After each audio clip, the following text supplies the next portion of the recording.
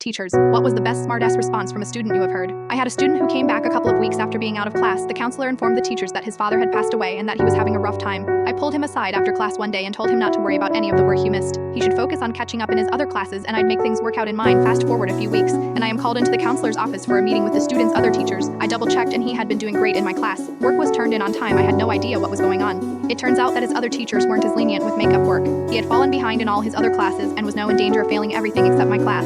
He'd have to repeat the year except for English. The counselor asked me what I did to help the student. I said, well, I told him not to worry about anything he missed and that as far as I was concerned he was already caught up. He could focus on doing his best in class going forward. One of the other teachers said I don't see why we needed Mr. Hexadragon's input. He just let the kids skip out on work. That's not helpful, I replied. The kid's dad just died. You really think the last 6 weeks worth of history matters to him in the slightest? The counselor smiled and pointed at me. She said, I invited Mr. Hexadragon because I knew he would say some things I am not allowed to say.